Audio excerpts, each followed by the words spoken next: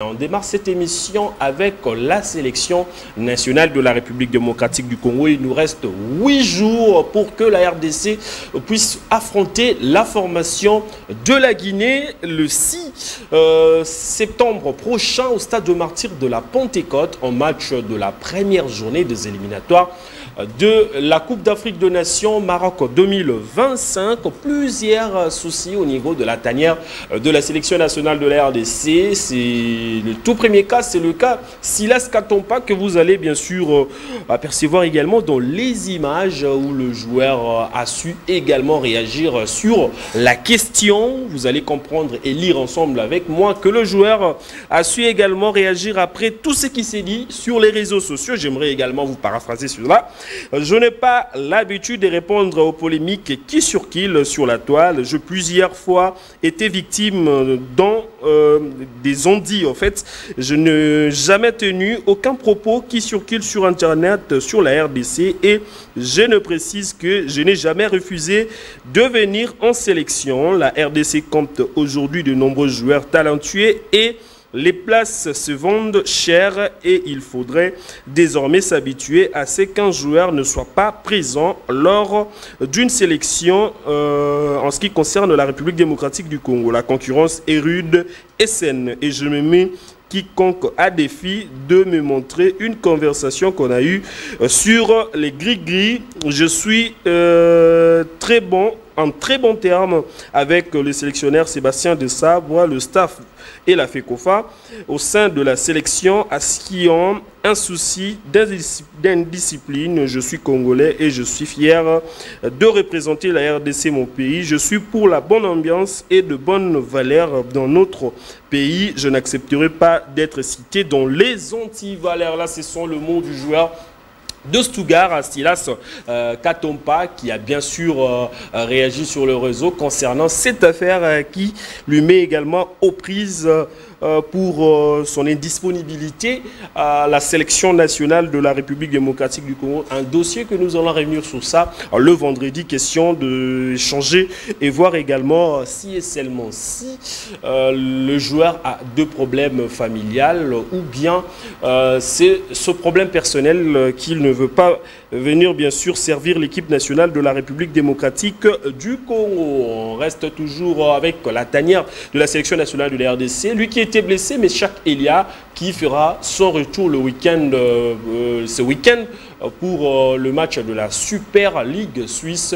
Et vous allez comprendre ensemble avec moi, lui qui a été retenu pour la liste de 25 joueurs de la République démocratique du Congo. Mais Chak Elia va donc faire son retour et pourquoi ne pas revenir la semaine prochaine avec l'équipe nationale de la RDC. On va prendre cette révélation.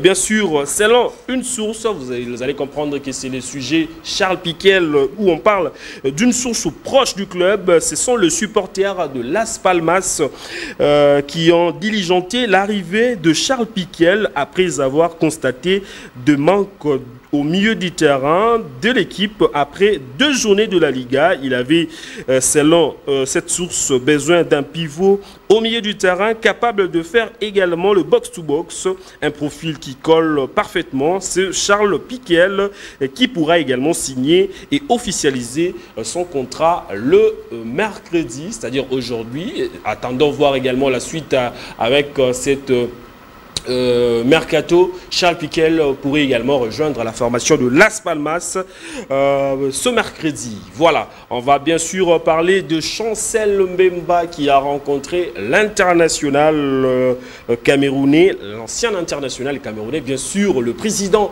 de la FIGA Foot, Samuel Eto'o. Question de lui apporter également son soutien pour ces moments très compliqués et très difficiles que ce joueur international congolais est en train de passer du côté de Marseille. Vous allez comprendre que c'est la journée d'aujourd'hui que la direction du club va prendre également des décisions sur les joueurs qui sont mis en vente. Question de partir et que le club puisse bénéficier également de quelques moyens pour gérer un peu le salaire des autres athlètes de cette même formation. Question de donner également la force à cette très belle formation. Je rappelle que la formation de Marseille a 4 points sur les 2 journées qu'ils ont pu jouer avec la Ligue 1. Une autre information concernant toujours bien sûr les équipes nationales, la formation de la Guinée. L'adversaire de la République démocratique du Congo a dévoilé sa liste de joueurs qui sont sélectionnés pour jouer la RDC. Vous allez comprendre que chez les gardiens, après qu'on ait limogé l'entraîneur de cette formation, Kaba Diawara, il y a également Ibrahim Koné, Moussa Kamara, Kemoko Touré pour le gardien. Les défenseurs, il y a Ibrahima Diakité, Youssouf Oualare, Seydou Lo, Julian Janvier, et Antoine Conté, Sekou Silla, Ali Kamara, Asiaga Silla.